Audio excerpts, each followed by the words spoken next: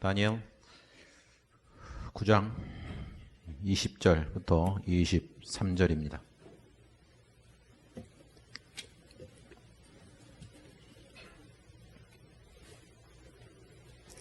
내가 이같이 말하여 기도하며 내 죄와 내 백성 이스라엘의 죄를 자복하고 내 하나님의 거룩한 산을 위하여 내 하나님 여호와 앞에 간구할 때 곧 내가 기도할 때 이전에 환상 중에 본 그 사람 가브리엘이 빨리 날아서 저녁 제사를 드릴 때 즈음에 내게 이르더니 내게 가르치며 내게 말하되 이르되 다니엘아 내가 이제 네게 지혜와 총명을 주려고 왔느니라.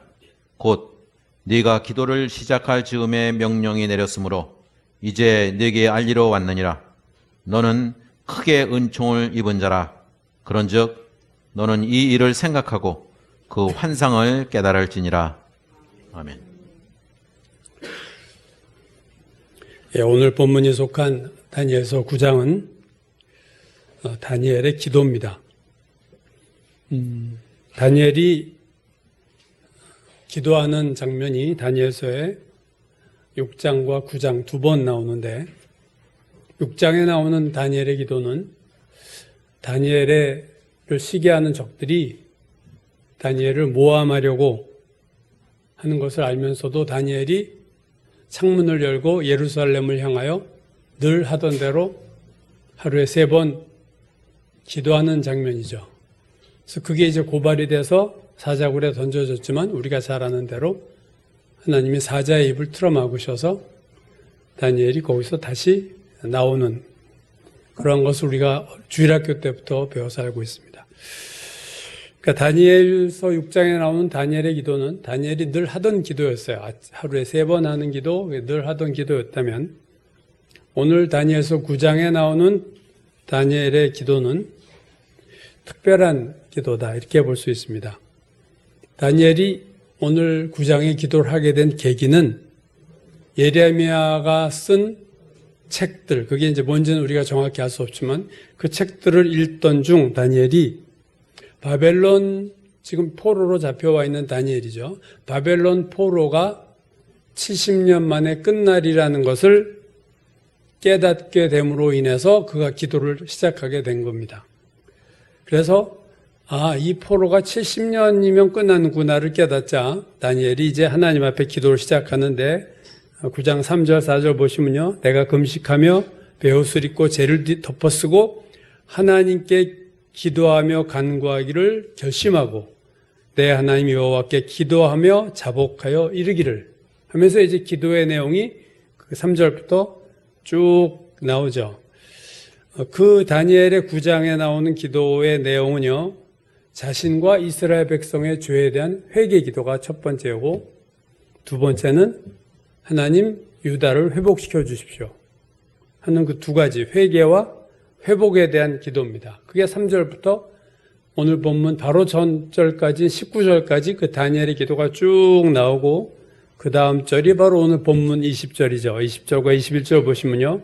내가 이같이 말하여 기도하며 내 죄와 내 백성 이스라엘의 죄를 자복하고 자 회개 기도라고 내 하나님의 거룩한 산을 위하여 내 하나님 여호와 앞에 간구할 때 나라를 회복해달라고 간구할 때 21절 곧 내가 기도할 때에 이전에 환상 중에 본 그 사람 가브리엘이 빨리 날아서 저녁 제사를 드릴 때 즈음에 내게 이르더니 자 다니엘이 기도를 하고 있는 중에 회개와 간구의 기도를 하고 있는 중에 가브리엘이 다니엘에게 와서 나타납니다. 이 오늘 본문 다니엘에게 나타났던 이 가브리엘은 우리가 지난주에 보았던 누가복음 1장에서 마리아에게 처녀 마리아에게 나타났던 가브리엘이 이 가브리엘이에요. 그러니까 한 550년 정도 차이가 나는데 다니엘과 이 마리아 사이의 시간적인 인터벌은 550년쯤 되는데 550년 전에 다니엘에게 나타났던 가브리엘이 550년 후에 다시 마리아에게 나타났다. 물론 천사가 영원히 사니까 당연하지만 두 본문을 비교해보면 참 신기해요. 구약에 550년 전에 나타났던 가브리엘이 신약에 또 똑같은 자가 이번엔 다른 마리아에게 나타났다. 참 놀라운 일이죠. 이게 오래 산다, 영원히 산다는 것이 참 얼마나 놀라운 것인가를 이 가브리엘의 나타남을 통해 우리가 볼 수 있습니다. 자, 이제 가브리엘이 다니엘에게 나타나서 하는 말이 22절과 23절이죠. 내게 가르치며 내게 말하 이르되 다니엘아 내가 이제 내게 지혜와 총명을 주려고 왔노라. 곧 내가 기도를 시작할 즈음에 명령이 내렸으므로 이제 내게 알리러 왔느니라. 너는 크게 은총을 입은 자라. 그런즉 너는 이 일을 생각하고 그 환상을 깨달을지어다. 가브리엘이 다니엘에게 이렇게 말했죠. 너는 크게 은총을 입은 자다. 오늘 본문에 오늘 설교 제목이기도 합니다. 크게 은총을 입었다. 어떤 면에서 그런가 할 때 두 가지로 볼 수 있습니다. 하나는 오늘 가브리엘이 말한 것처럼 다니엘의 기도가 응답을 받았어요. 기도의 응답을 받았습니다. 회개와 간구에 대해서 하나님 응답하셨는데 더 놀라운 것은 응답의 시점이죠. 23절 곧 내가 기도를 시작할 즈음에 명령이 내렸으므로 다니엘이 기도를 시작할 때 하나님이 응답하셨다는 거예요. 기도를 이제 시작했는데 하나님이 그 기도에 대해서 그 순간 바로 응답을 내리셨다. 이게 참 놀라운 것이 아닐 수 없습니다. 대개 기도의 응답이란 것은 기도한 후에 그것이 며칠이든 몇 달이든 몇 년이든 그 후에 이루어지는 것이 정상적인 건데 다니엘의 기도는 다니엘이 기도를 시작할 때 이미 하나님이 가브리엘에게 야 다니엘에게 가서 얘기해라. 이렇게 응답이 그때 벌써 온 거죠. 그게 다니엘이 크게 은총을 입은 이유 중에 하나입니다. 이렇게 기도 응답이 빨리 나타났다는 것은 참 놀라운 일이 아닐 수 없습니다. 그런데 그것만이 아니죠. 23절 후반부를 보시면 너는 크게 은총을 입은 자라. 그런즉 너는 이 일을 생각하고 그 환상을 깨달을지어다. 자, 환상 얘기를 했어요. 오늘 9장 기도 앞장인 8장에서 다니엘이 환상을 봅니다. 그 환상은 무서운 환상이었고 8장에 보면 다니엘이 그 환상을 보고 땅에 엎드려 두려워 떨며 며칠을 알아 누울 정도로 무서운 환상을 봤어요. 그 환상은 역사의 종말에 대한 환상을 8장에서 다니엘이 봤습니다. 이 8장은요, 시대적으로 벨사살 왕 때라면 오늘 다니엘서 9장의 기도는 벨사살 다음 왕인 다리오 왕 때 기도한 거예요. 그러니까 이 시간, 환상과 이 9장에는 좀 시간적인 차이가 좀 있죠. 근데 벨사살 때 본 그 환상, 다니엘이 잊을 수 없는 그 환상에 대해서 오늘 본문 뒤에 보면 가브리엘이 그 환상의 의미를 다 설명해요. 다니엘에게. 이러이러한 뜻이다.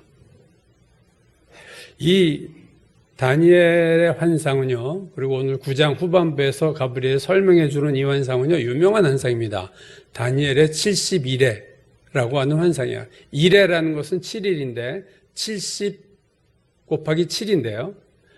그때 한 1회를 우리가 1년으로 보는 거죠. 그러니까 71회. 그러니까 7이 70이 있다. 그러니까 이 70일에는요, 언젠가 이걸 설명드릴 때가 오겠지만, 메시아의 탄생과 죽음이 이 예언에 나오고, 시간이 뚝 뒤로 가서 적그리스도의 등장과 적그리스도의 멸망이 나옵니다. 그러니까 기름 부음 받은 자, 예를 들면 25절, 그러므로 너는 깨달을지어다 예루살렘을 중건하라는 영이 날 때부터 기름 부음을 받은 자 곧 왕이 일어나기까지가 70일에와 62일에가 지날 것이요. 기름 부음 받은 자 왕, 예수 그리스도죠. 26절, 62일에 후에 기름 부음을 받은 자가 끊어져 없어질 것이며 죽음을 얘기하고 있어요. 메시아가 죽을 거다. 그리고 적그리스도의 등장 26절 후반부, 장차 한 왕의 백성이 와서 성읍과 성소를 무너뜨리려니와, 그리고 7년 평화조약을 맺고 7년 중간부터 핍박이 시작됨을 27절에서 예언합니다. 그가 장차 많은 사람들과 더불어 한 일해 동안의 언약을 굳게 맺고, 한 일해 7년의 언약을 맺고, 그가 그 일의 절반에 3년 반이 절반이죠. 제사와 제물을 금지할 것이며 포악하여 가증한 것이 날개를 의지하실 것이다. 3년 반이 됐을 때 7년 조약의 중간쯤 왔을 때 그가 갑자기 돌변할 거다. 이게 예수께서 마태복음 24장에서 이 예언을 그대로 받아서 하셨어요. 다니엘이 말한 바 멸망에 가정한 것이 거룩한 곳에서 온 것을 보거든. 지금 2장 적그리스도의 이것을 예언했는데 이 예언, 이 환상이 다니엘에게 있다는 게 참 놀랍습니다. 그러니까 다니엘은 역사상 앞으로 일어날 가장 중요한 두 사건, 메시아가 탄생하고 그가 죽임을 당할 것과 역사 말에 마지막 때에 적그리스도가 나타나서 7년 죄악을 맺고 중간부터 3년 반에 핍박을 할 것이고 그가 멸망할 거다라는 이 놀라운 예언을 다니엘에게 보여주고 그 해석까지 해주신 거예요. 그게 다니엘이 은혜를 받은, 크게 은총을 받은 이유 중에 하나입니다. 이런 예언을 누가 듣겠어요? 다니엘서를 구약의 요한계시록이다 그래요. 그러니까 다니엘서에는 종말론적인 얘기가 많이 나옵니다. 근데 그게 다니엘에게 하나님께서 말씀하셨다. 이게 참 크게 은총을 받은 자가 아닐 수가 없습니다. 우리가 지난주에 보았던 마리아도 은혜를 입은 자였지만 구약의 다니엘 역시 하나님으로부터 크게 은총을 받은 자였어요.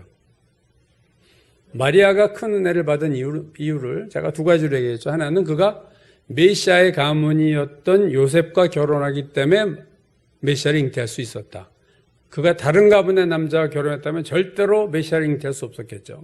첫 번째, 그가 축복의 가문 속으로, 하나님의 축복의 흐름 속으로 들어왔다는 것이 그가 은혜를 받은 첫 번째 이유요. 두 번째는 그가 여러 가지 위험을 무릅쓰고 성령으로 잉태됨을 받는 것을 받아들인 믿음의 그릇이었다. 믿음의 여인이었기 때문에 하나님의 그러한 메시아의 어머니가 되는 은혜를 입은 것이었죠.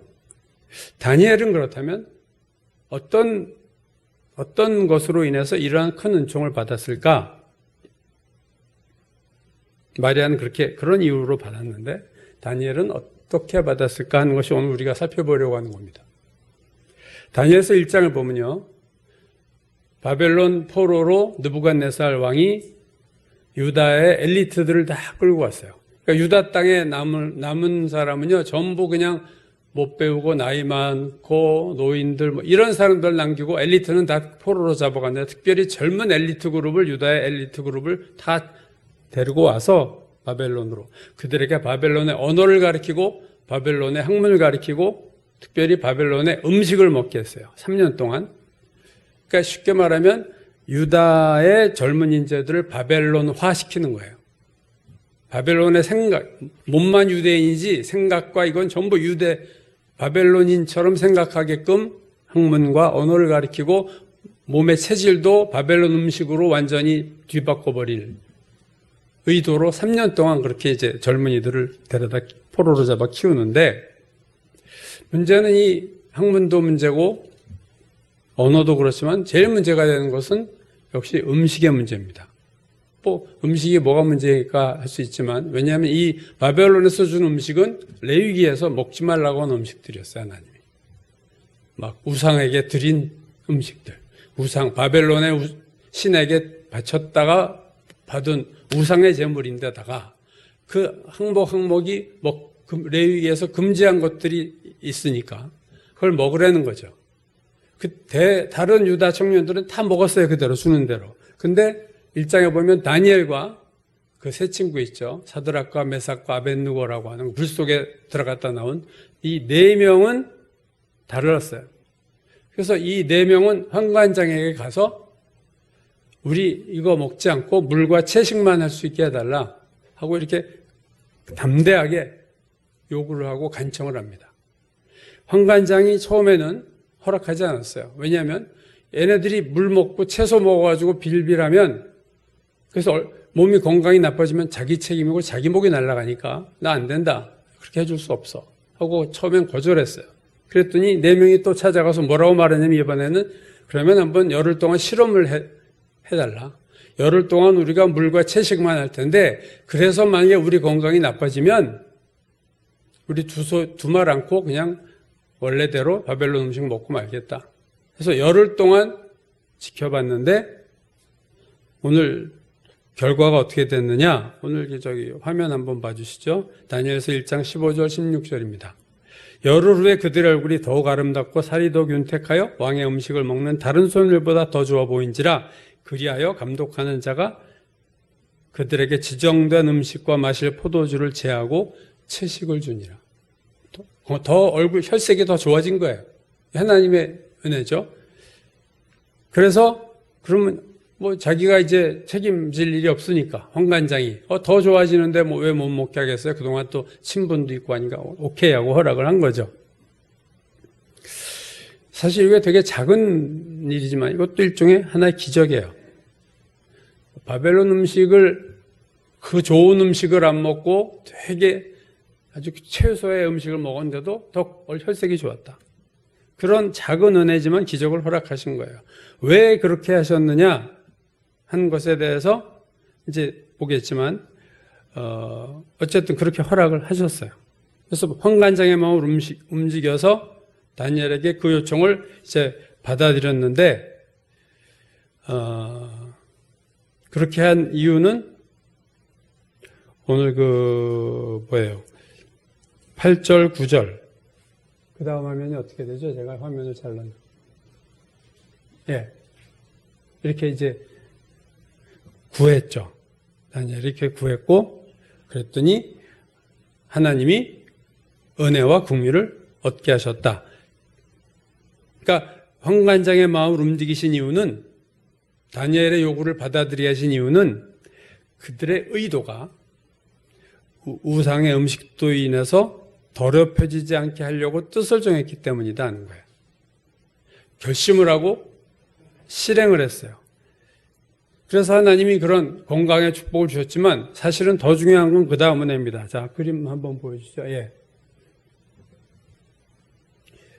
17절 보시면 하나님이 이 네 소년에게 다니엘과 세 친구를 포함해서 학문을 주시고 모든 서적을 깨닫게 하시고 지혜를 주셨으니 다니엘은 모든 환상과 꿈을 깨달아 알더라.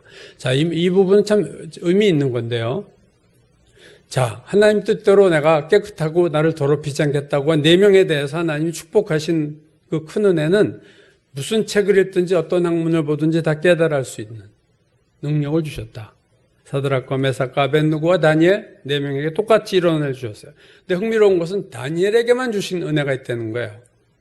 그건 뭐냐? 모든 환상과 꿈을 깨달아 알 수 있는 능력을 다니엘에게만 주셨다. 모든 포로로 잡힌 유다의 엘리트 청년들에게 주시지 않은 은혜를 4명에게 주셨어요. 근데 4명 중에서도 다니엘만은 나머지 3명에게 주지 않은 또 다른 은혜를 주셨다. 우리가 여기서 볼 수 있는 건 그거예요. 하나님이 은혜를 주시는 자가 있고 안 주시는 자가 있으며 은혜를 더 주시는 자가 있고 덜 주시는 자가 있다. 은혜의 유무가 있고 은혜의 차등이 있다 하는 것을 이 하나님의 치리하시는 방법을 통해서 우리가 보게 됩니다. 그렇다면 우리가 여기서 초점을 잡는 건 뭐죠? 왜 다니엘에게만 환상과 꿈을 깨달아 알 수 있는 능력을 주셨을까? 아까 본 그 8절에 보면 다니엘과 세 친구들이 음식을 바벨론 걸 안 먹겠다고 했지만 그것을 주도했던 것은 다니엘이었음을 알고 있습니다. 다시 8절을 보시면요. 다니엘은 뜻을 정하여 이렇게 나와 있어요. 다니엘은 뜻을 정하여 왕의 음식과 그가 마시는 포도주로 자기를 더럽히지 아니하리라 하고 자기를 더럽히지 아니하도록 황관장에게 구했다. 즉, 이 바벨론 음식을 먹지 않는 것은 4명이 했지만 주도한 게 다니엘이었습니다. 다니엘이 먼저 결단하고 설득을 했겠죠. 세 친구를 야 우리 이렇게 하자. 세 친구가 오케이. 그럼 다른 친구들에게도 얘기했겠죠. 근데 다른 친구들은 나는 그거 먹다 잘못되기 싫어. 그래서 그냥 먹을래 했을 거고 다니엘이 주도한 것에 3명이 합류한 것.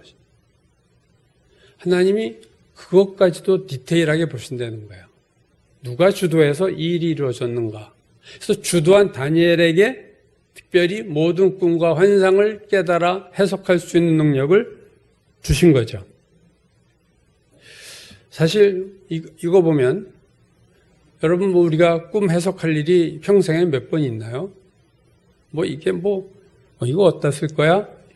꿈과 환상을 해석하는 거 뭐 점집 차릴 것도 아니고 뭐 별로 쓸 거 없는 것 같지만 여러분 다니엘에 대한 내용을 알고 계신 분은 절대 그렇지 않다는 걸 아실 겁니다. 1장에서 이 능력을 받아야 다니엘이 꿈과 환상을 해석할 능력을 받습니다. 바로 그 다음 2장에 보면 느부갓네살 왕이 어떤 꿈을 꿔요. 꿈을 꿨는데 그 꿈이 뭔지를 잊어버렸어요. 근데 그 꿈이 주는 그 분위기가 로 인해서 느부갓네살이 고민을 하고 잠이 안 와요. 그 꿈 뭔지는 모르겠는데 되게 뭔가 하여튼 있어. 그게 뭘까? 해가지고 느부갓네살이 바벨론의 마술사들을 다 부릅니다. 그러자 그 마술사들이 왕 앞에서 그래요. 왕이요, 무슨 꿈 꿨는지 말만 하십시오. 우리가 다 해석해드리겠습니다. 그랬더니 왕이 이렇게 말하는 거야. 해석해달라는 게 아니라 너희는 내가 꾼 꿈이 뭔지를 얘기해라. 그랬더니 마술사들이요. 왕이요, 그렇게 할 수 있는 자는 이 세상에 한 명도 없습니다.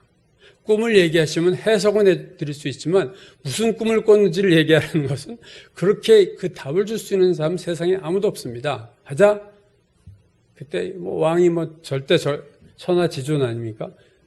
화가 나서 다 죽여버려요. 니들이 내 꿈을 몰라? 그 말도 안 되는 일인데 사실은 다 죽여버리고 그 피해가 다니엘과 세 친구에게도 와서 이 유태에 지혜 있다고 한 녀석들도 다 죽여버려. 지혜 다 소용없어. 다 죽여. 이렇게 명령이 오자 다니엘이 저에게 시간을 주시면 제가 왕의 꿈을 내가 말씀드리겠습니다 하고 허락을 받은 다음에 세 친구들한테 중보기도 부탁을 하고 다니엘이 밤에 기도를 들어갔을 때 하나님 환상을 보여주세요. 그리고 느부갓네살이 꿨던 꿈을 다 보여주시고 해석까지 다니엘에게 해주신 거죠. 이 느부갓네살 왕이 꿨던 꿈도 이게 종말론적인 꿈인데 커다란 신상, 머리는 금으로 돼 있고 아시죠? 은으로 돼 있고 구리로 돼 있고 발가락은 쇠로 돼 있는 커다란 그 신상에 대한 꿈이었어요. 왕은 큰 신상을 보셨습니다. 꿈을 정확하게 얘기했어요. 느부갓네살 바로 그 꿈이다. 네가 맞아, 내가 그 꿈을 꿨지. 근데 금은 무엇이고 은은 무엇이고 이게 나라예요. 정말 주님 오실 때까지 연결된 대제국들을 얘기하는 거였어요. 그걸 쭉 얘기를 해석을 해주자. 느부갓네살 그 천하의 왕이 다니엘에게 절을 합니다. 그리고 예물을 주고 네가 섬기는 하나님을 내가 찬양하겠다. 그리고 다니엘을 바벨론의 제2인자로 임명합니다. 여러분 생각해 보세요. 바벨론의 국민 중에서 바벨론의 제2인자가 되려면 얼마나 많은 과정을 거쳐야 되겠어요. 우리나라식 그러면 고시를 패스하고 연수원 성적이 탁월해야 되고 실무에 배치됐어도 실무 능력이 계속 쉬지 않고 입증이 돼서 그리고 인간관계도 좋고 또 임명자에게 잘 보여야 그래야 한 사람 딱 되는 거 아니에요. 모든 능력이 있어도 본국에 뛰어난 엘리트들도 되기 어려운 이 자리를 포로로 잡혀온 작은 유다 나라의 포로로 끌려온 청년에게 제2인자를 줬다는 것은요. 이건 기적 중에 기적입니다. 이런 기적이 일어날 수 없어요. 엄청난 기적이에요. 그는 목숨을 건졌을 뿐 아니라 다니엘은 의도하지 않았던 생각 지 않았던 다니엘이 바벨론의 대제국의 2인자가 된 거예요. 이게 어떻게 된 겁니까? 딱 하나예요. 꿈을 해석하는 능력 때문에 얻은 겁니다. 그 능력을 누가 주셨어요? 하나님이 주셨고. 왜 하나님이 그 꿈을 해석한 능력을 주셨어요? 그가 다니엘이 자신의 몸을 더럽히지 않겠다는 결단을 하고 그 음식을 먹지 않게 해달라고 황관장에게 구했기 때문에 그 능력을 주신 거예요.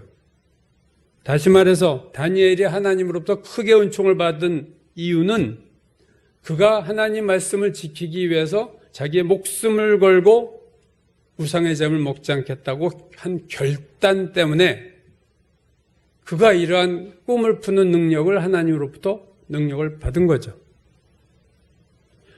바벨론의 총리가 된 것 꿈 해석하는 능력이었기 때문이었고 꿈을 해석하는 능력은 그가 목숨을 걸고 우상의 재물 먹지 않겠다고 한 결단 때문이었어요.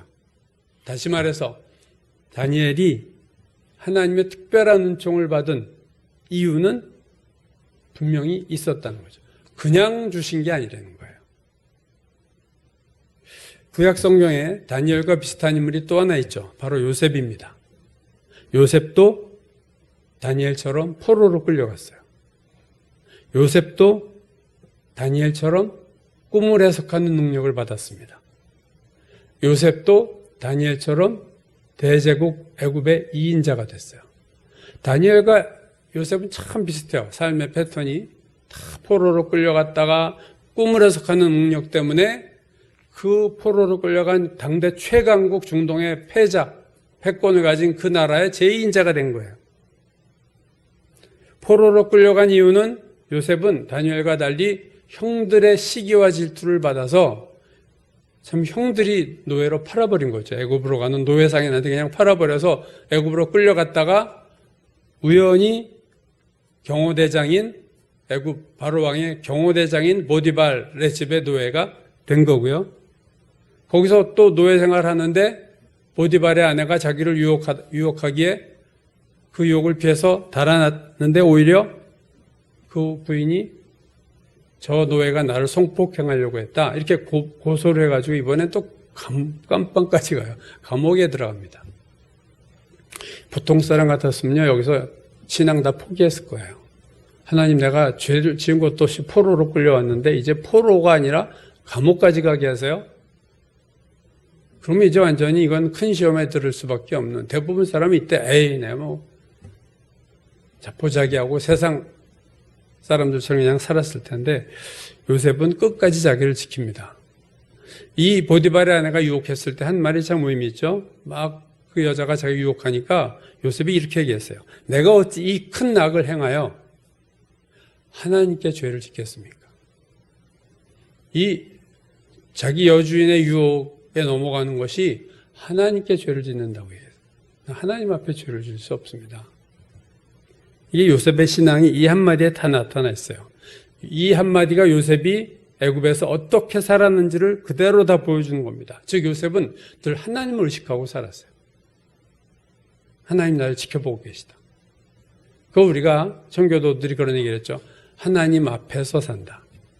코람데오. 하나님 앞에서 사는 삶. 4일 전인가요? 1월 4일자 조선일보 기사를 보니까 뉴욕대 경영대학원 교수인 하이트라는 사람이 월스트리트 저널과 그 인터뷰한 기사가 실렸는데 그가 월스트리트 저널과의 인터뷰에서 그 교수가 이렇게 말했어요. 현재 미국은 완전히 엉망이 된 허약한 한 세대를 안고 있고 그것은 미국의 국가적인 위기다. 허약한 한 세대가 있다. 그 세대를 미국이 갖고 있다는 것은 미국의 국가적인 위기다. 이게 무슨 얘기냐면 이 허약한 세대, 완전히 엉망이 된 허약한 세대라는 세대는 1997년에서부터 2012년에 태어난 미국에서 G세대, 직장 생활을 했거나 대학에 다니고 있는 연령층입니다. 미국에서 지금 그 세대를 가리켜서 완전히 엉망이 된 허약한 세대다. 이건 미국의 국가적인 위기가 될 것이다. 이렇게 얘기를 했어요. 이 통계 자료를 제시하는데 이 세대의 아이들은요, 그 이전 세대보다 우울증이 2배나 높아요. 바로 전 세대보다 우울증의 비율이 완전히 더블, 2배로 올라가고, 그리고 이 뉴욕 경영대학원 교수는 그 이유를 2가지로 지적했습니다. 하나는 2012년이 주목할 만한 해인데 그 2012년에 페이스북이 그 인스타그램을 인수하면서 아이들이 인스타그램으로 다 몰려갔다는 거예요. 또 하나는 아이폰이 5가 나오면서 그 셀피 기능이라고 그래요. 셀프 카메라, 자기가 자기를 찍는 셀피 기능이 강화된 아이폰 5가 출시된 것이 2012년이다. 그래서 아이들은 이 셀피가 자기를 찍을 수 있는 이 카메라와 함께 인스타그램으로 가서 계속 자기 사진을 찍어서 올리는 거예요. 그러면서 자기가 제일 잘 나온 사진을 인스타그램에 올리고 이를 남이 올린 사진과 비교하면서 절망한다. 이렇게 표현을 썼어요. 왜 나는 쟤만 외모가 못하지? 자기 제일 좋은 각도에서 제일 화장도 잘하고 특히 여자아이들이 이게 심하다고 거기 보면 얘기하는데 그렇게 해서 제가 제일 잘 찍은 사진 딱 올렸는데 다른 애가 올린 거 보니까 자기는 아무것도 아니야. 자기를 막 데몬스트레이션 하려고 보여주려고 다 올렸더니 절망해요. 비교하면서 절망한다. 그 교수는요, 이 소셜미디어의 이제 부작용 중에 하나를 이렇게 얘기합니다. 소셜미디어는 뭐 페이스북이든 그것이 인스타그램이든 뭐 뭐든 간에 유튜브든 이용자를 관중에 둘러싸인 원형극장 한복판으로 옮겨놓았다. 소셜미디어 이용자는 관중 앞에 서서 연기를 한다. 인스타그램에선 모든 것이 남에게 보여주는 연기다. 이렇게 얘기를 했어요. 그러니까 그 연기를 남에게 보여주는 것에서 남들한테 보여주고 근데 그들의 반응이 안 좋으면 절절하고 댓글을 보고 막 자기를 칭찬하고 하는 거에 만족하고 싶은데 그게 잘 안 되죠. 그러니까 원형 경기장 앞에 모든 사람이 지켜보는데 자기가 쓴 거와 똑같은 그것이 소셜미디어다라고 지적을 합니다. 그래서 이 세대는 유약하고 남의 평가에 대해서 좌지우지되니까 우울증이 심화되고 제일 허약한 세대가 만들어졌다. 미국의 역사상. 근데요, 원형 경기장 앞에선 그게 소셜미디어를 이용하는 이용자의 모습이 그렇다고 했는데 뭐 그들뿐 아니라 이 Z세대뿐 아니라 그 모든 사람이 그렇잖아요. 다른 사람들 앞에서 살아요. 누가 보면 안 하고 CCTV 켜지면 또 행동이 달라지고 누가 나를 보냐 안 보냐 이게 제일 중요한 거예요. 근데 요셉은 하나님이 나를 보신다. CCTV가 있나 없냐를 보는 게 아니라 하나님이 나를 보신다. 이 의식이 있었다는 거고요. 그래서 하나님 앞에서 살았어요. 여자 유혹에 넘어가는 거 그냥 인간적인 일로 볼 수 있지만 내가 하나님 앞에서 이렇게 살 수는 없다. 하나님이 나를 지금 지켜보고 계신데 나 이렇게 살 수 없습니다. 여주인한테 한 말이죠. 하나님이 요셉을 제2인자로 애굽의 제2인자로 삼으신 이유가 있고 다니엘을 바벨론의 제2인자로 삼으신 이유가 분명히 있어요. 뭔가 그들은 그런 은혜를 받을 만한 준비가 되었다는 겁니다. 다니엘과 요셉뿐 아니에요. 바벨론 포로에서 돌아와가지고 돌아온 유대인들이 예루살렘 성벽을 지을 때 느헤미야가 이걸 이제 감독했었죠. 느헤미야가 이렇게 기도합니다. 하나님 앞에 느헤미야 5장 19절 하나님이여 내가 이 백성을 위하여 행한 모든 일을 기억하사 내게 은혜를 베푸소서. 은혜를 베풀어 달라고 하면서 무슨 얘기를 해요? 내가 이 백성을 위하여 행한 모든 일을 기억하사 나에게 은혜를 베풀어 주십시오. 이 느헤미야는 총독이었어요. 유다 총독인데 바벨론 포로로 돌아와서 전임 총독들이 유다 백성을 착취하고 뇌물을 받고 했는데 이 느헤미야는 하나님을 두려워해서 뇌물도 받지 않고 자기를 위해서 땅 한 평 사지 않고 오로지 유다 백성과 예루살렘 성 건축을 위해서 전념을 했어요. 그 다음에 한 기도가 이 기도예요. 하나님이여 내가 이 백성을 위하여 행한 모든 일을 기억하사 내게 은혜를 베풀어 주시옵소서. 시편 119편을 쓴 시편 기자는 또 이렇게 은혜를 구해요. 내가 전심으로 주께 간구하여 싸우니 주의 말씀대로 내게 은혜를 베푸소서. 전심으로 내가 하나님 기도하지 않았습니까? 내가 하나님 앞에 목숨 걸고 기도하지 않았습니까? 이제 저에게 은혜를 베풀어 주십시오. 느헤미야, 시편 기자 모두 은혜를 구하기 전에 하나님 앞에 할 수 있는 최선의 삶을 살았던 거예요. 제가 어릴 때 살던 집에 초등학교 때 마당이 있었고요. 그 마당에는 옛날에 많이 그랬어요. 마당에 운물이 하나 있었습니다. 그러니까 집 안에 운물이 하나 있었어요. 그래서 제가 매일 어릴 때 이렇게 들여다봤던 이게 운물을 이렇게 들여다봤던 무섭기도 하고 저거 빠지면 큰일 나겠다 이런 생각도 하면서도 거기서 물을 드레박으로 이렇게 퍼가지고 물을 먹고 물이 참 좋았어요. 근데 좀 위험하긴 하잖아요. 그러니까 이제 뚜껑을 닫아놨다가 나중에는 그걸 묻어버리고 펌프를 하나 이렇게 설치하셨어요. 저희 부모님이. 이제 펌프하로 물을 빼냈고 이제 빠질 일은 없죠, 물에. 근데요, 펌프에는 여러분 경험하신 분 다 아시겠지만 두 가지 종류가 있습니다. 하나 뭐냐면 그냥 펌프질만 하면 물이 나오는 좋은 펌프가 있고, 어떤 펌프는 물을 이렇게 한 바가지 이렇게 붓고 막 해야 물을 끌어올리면서 압력이 의해서 물이 나오는 그런 펌프가 있어요. 이렇게 한 바가지 붓는 물을 우리가 마중물이다 그러죠. 마중물을 부어야 펌프질이 가능한 펌프가 있고, 그런 물 붓지 않아도 그냥 이렇게 잡아만 당기면 물이 나오는 또 펌프가 있습니다. 전 은혜도 이 펌프와 같다고 생각해요. 뭐냐면 어떤 은혜는 우리가 뭐 이렇게 마중물을 붓고 노력 안 해도 하나님 주신 은혜가 있어요. 근데 어떤 은혜는 우리가 뭔가 하나님 앞에 조그만 것이지만 바가지에 물 하나 붓듯이 뭔가 조그만 걸 했을 때 그 밑에서 우물물이 그다음부터 막 나오지 않습니까? 그렇게 은혜를 주시는 두 가지의 은혜가 있다는 것을 성경을 보면서 알게 됐습니다. 내가 한 것이 전혀 없는데도 거저 주신 은혜가 있고, 내가 한 것은 조그맣지만 그것에 비할 수 없이 엄청난 것을 주시는 은혜가 있습니다. 내가 하나님 앞에 심은 것이 제로인데 하나님이 100을 주시고 1000을 주실 때 그런 은혜가 있어요. 근데 어떤 은혜는요, 내가 열을 넣고 20개를 넣었더니 100을 주고 1000을 주시는 그런 은혜도 또 있습니다. 여러분, 씨 뿌리는 비유를 보면 좋은 땅에 대해서 이렇게 말하죠. 마태복음 13장 8절, 더러는 좋은 땅에 떨어짐에 어떤 것은 100배, 어떤 것은 60배, 어떤 것은 30배의 결실을 하였느니라. 좋은 땅에 뿌려진 씨는 30배, 60배, 100배 결실한다. 근데 중요한 건 뭐예요? 거기에 하나가 심겨졌잖아요. 하나가. 아무것도 안 심었는데 30배, 60배, 100배가 아니라 씨 하나를 딱 심었더니 거기 하나님이 은혜를 주셔서 그 심은 것에 30배, 60배, 100배의 열매를 주신다. 이런 은혜가 있는 거예요. 씨앗이 떨어지지 않으면 열매도 없죠. 그러나 씨앗이 작은 거 하나 던져놓으면 30배, 60배, 100배가 되는 거예요.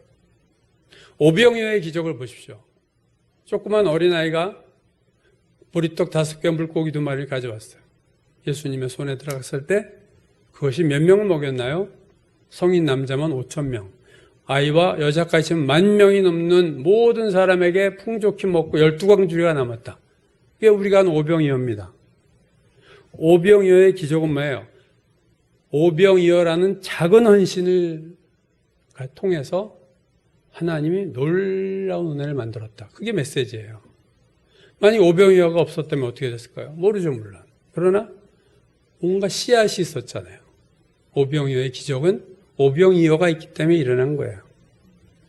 우리가 자꾸 은혜를 받을 때 실패하는 이유 중에 하나가 은혜는 공짜지. 그러니까 나는 그냥 살던 대로 살고 하나님 저에게 은혜를 주세요. 근데 은혜가 안 와. 구원은 거저 주시는 대표적인 은혜입니다. 엄청난 걸 주셨어요.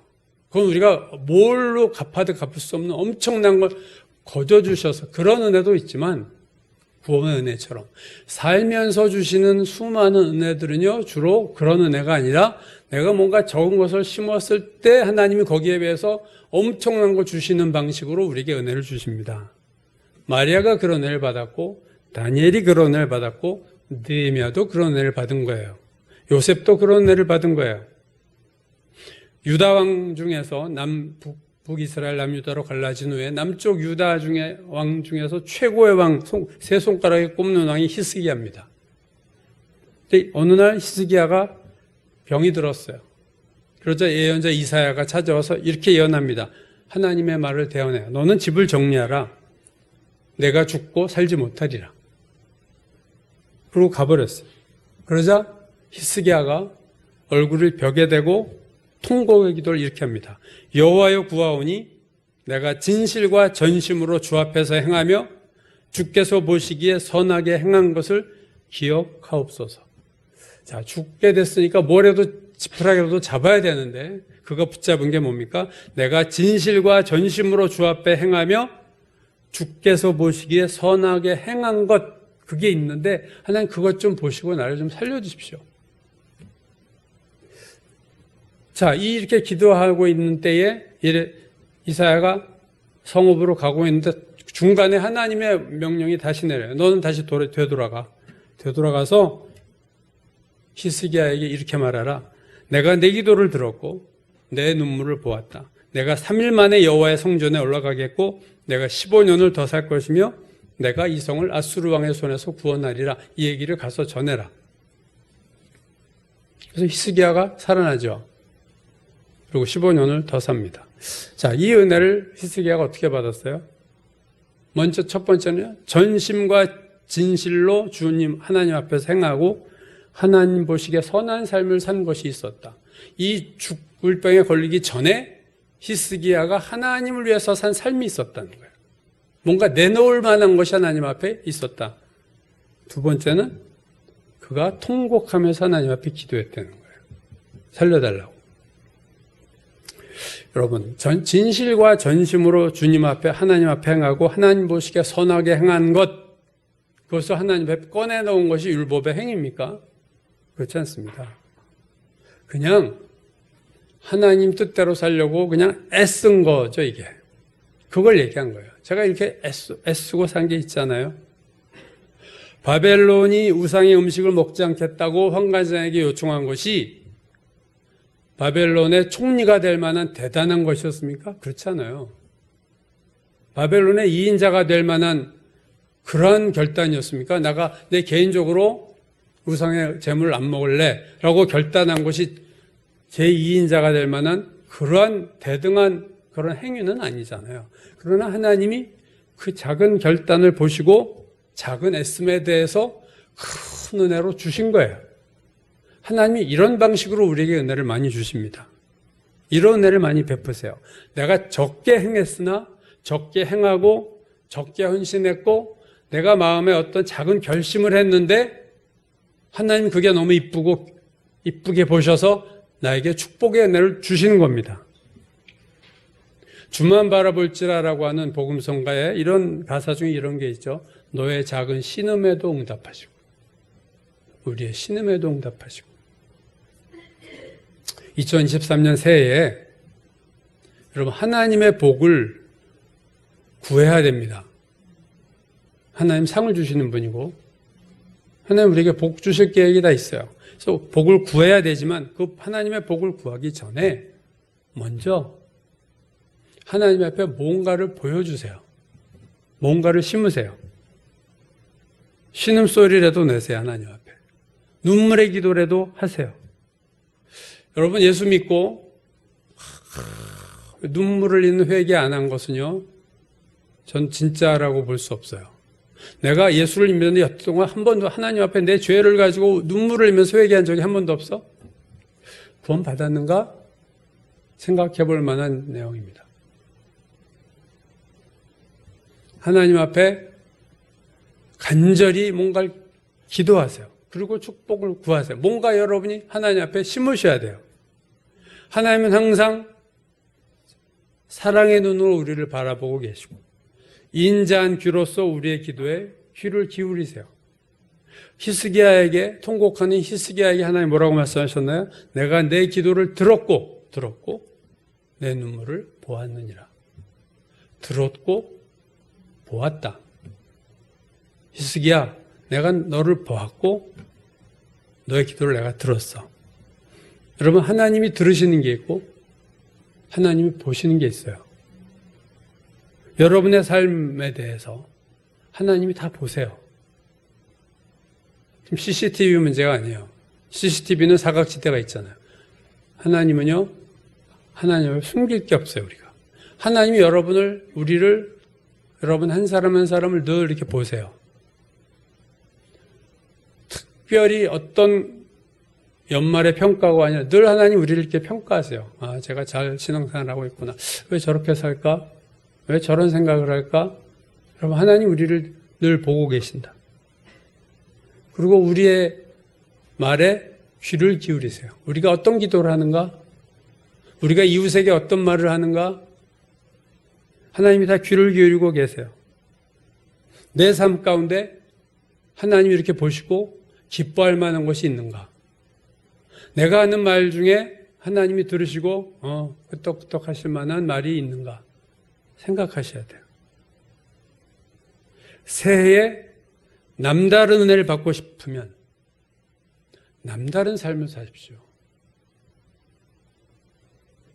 남이 받지 못한 축복을 받으시려면, 작년에 받지 못한 축복을 받으려면 작년과 다르게 사셔야 돼요. 하나님이 보시고 하나님이 들으십니다.